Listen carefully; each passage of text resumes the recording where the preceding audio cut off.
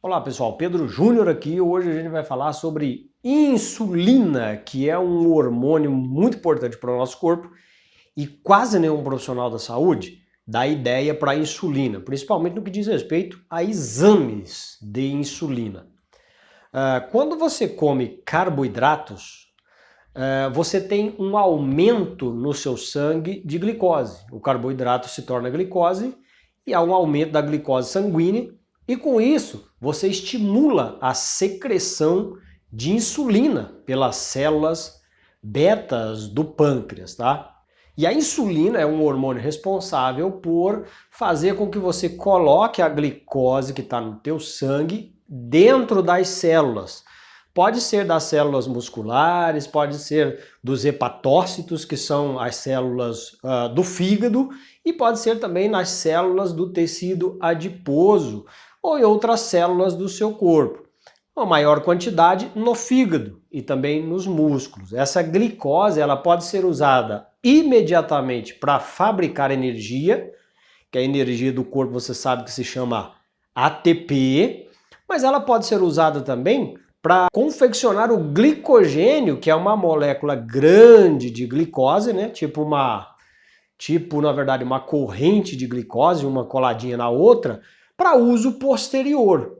Só que no fígado, por exemplo, e nos músculos, existe um limite para o armazenamento de glicogênio. A partir daí, não dá para guardar mais glicogênio. Então agora o que vai fazer? Sobrou glicose ainda tem muita glicose circulante.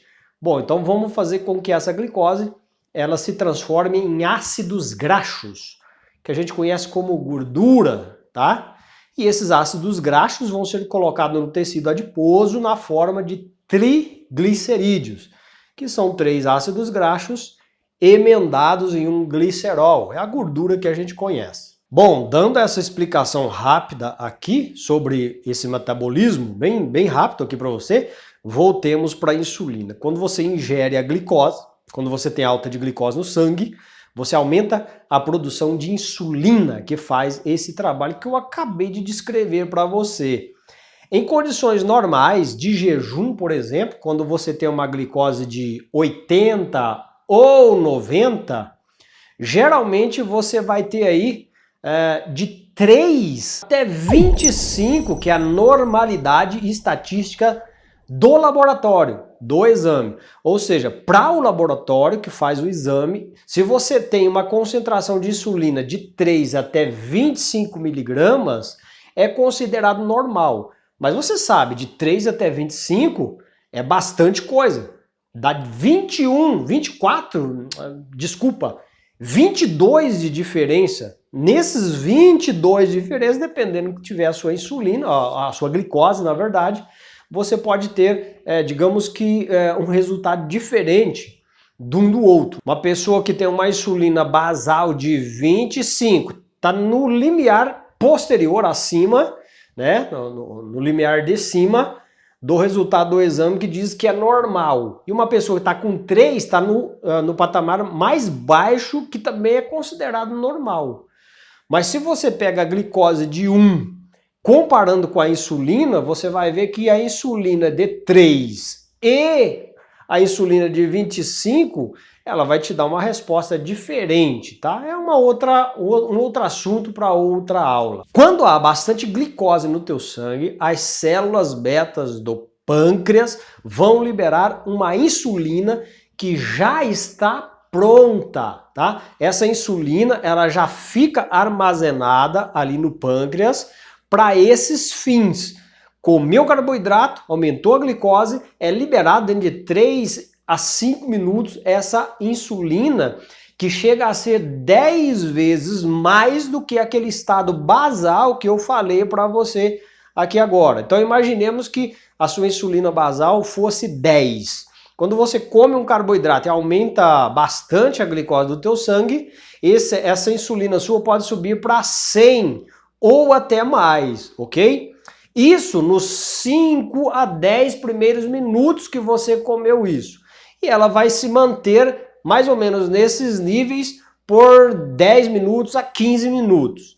Depois desses 15 minutos, essa insulina já está caindo. Ela vem para menos da metade, ou para metade do que ela foi no princípio. Suponhamos se ela tenha subido 10 vezes, ela foi para 100, agora ela está a 50.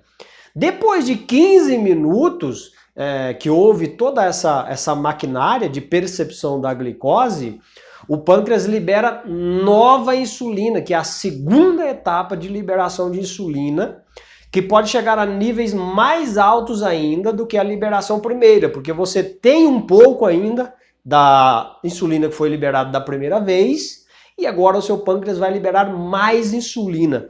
E agora o tempo de vida mais ou menos dessa insulina no teu sangue vai ficar por volta de 2 a 3 horas. Então, normalmente é isso que acontece quando você ingere glicose.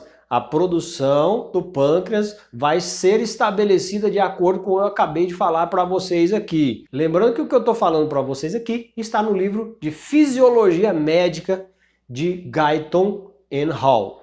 Lembrando que a insulina é muito importante para o nosso corpo dentro dos padrões fisiológicos. Se você tem uma alteração tanto para cima, você tem uma secreção exagerada de insulina, ou você tem muito pouca secreção de insulina, já são casos patológicos, casos que na verdade são doenças que a pessoa pode ter. E isso traz grandes consequências, por exemplo, como no diabetes do tipo 1, que as pessoas quase que não secretam insulina nenhuma. Aí você tem um acúmulo muito grande de glicose no sangue e a gente sabe os efeitos deletérios da glicose relacionados ao diabetes do tipo 1. Então essas pessoas, as células beta do pâncreas não produzem insulina e a maioria delas, é claro, tem que injetar insulina no seu corpo para promover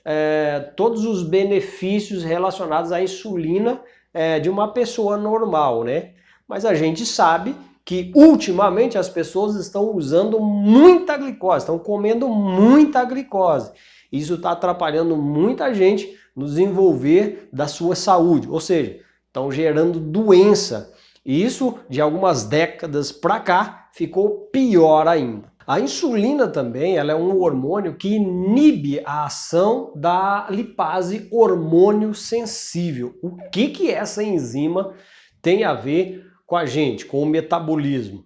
A lipase hormônio sensível é uma enzima que provoca a hidrólise das gorduras, dos triglicerídeos dentro das células, ou seja, libera essas gorduras, esses ácidos graxos para a corrente sanguínea, para posteriormente uso como energia, tá? Você tem a via glicolítica, onde a glicose é usada para gerar ATP, que é a moeda energética do corpo.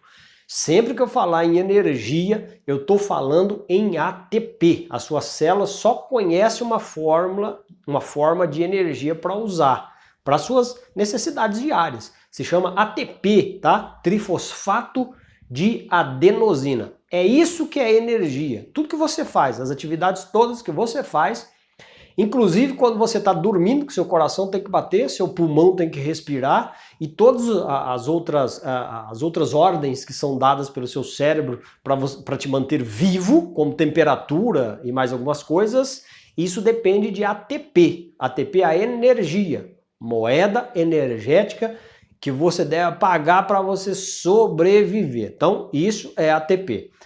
A glicose, ela entra na via glicolítica e ela vai ser transformada em várias moléculas. No final de tudo vai gerar ATP, glicose. Mas a gordura, o ácido graxo, ele também pode virar moeda energética, que é o ATP também, tá? E a gordura pode ser usada para prover energia. E quando você está emagrecendo, quando você está perdendo peso, você está usando a gordura do seu corpo para gerar ATP, para gerar energia para você funcionar, tá? Então você pode gerar energia a partir da gordura, a partir da glicose e também a partir da proteína, tá? Quando o seu corpo está treinado a queimar gordura, você não vai usar proteína e vai usar pouca glicose. Essa é uma das vantagens. Mas na presença de insulina elevada, não tem como a lipase hormônio sensível funcionar. Aí fica bem claro que na presença de altas taxas de insulina elevada, você não consegue queimar gordura, você não consegue emagrecer. Para você emagrecer, a tua insulina tem que estar baixa, porque se ela não tiver baixa, não tem como a lipase hormônio sensível funcionar para quebrar, para fazer a hidrólise das gorduras que está estocada no seu corpo. Por isso muita gente não emagrece, porque ela está sempre com a insulina mais alta e isso impede a hidrólise e posteriormente a queima de gordura pelas células musculares e pelas outras células do nosso corpo.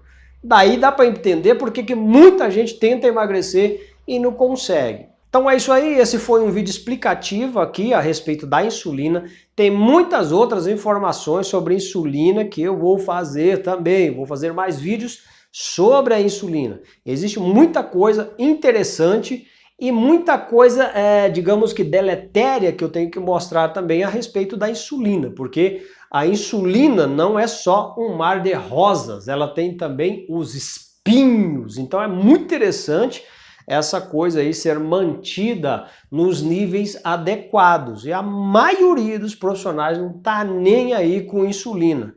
Tanto é que existem pré-diabéticos que a insulina dele é muito alta, ele nunca vai ter uma glicose muito alta, ou seja, não vai caracterizar um diabetes, mas na verdade ele é um diabetes só por causa da insulina ser muito alta. Os efeitos danosos da insulina elevada são tão grandes quanto o da glicose elevada. Espero que vocês tenham gostado do vídeo. Por favor, se inscreva no canal, dê um joinha, compartilhe esse vídeo, aciona o sininho para você ficar por dentro de todas as nossas publicações de vídeo aqui no YouTube.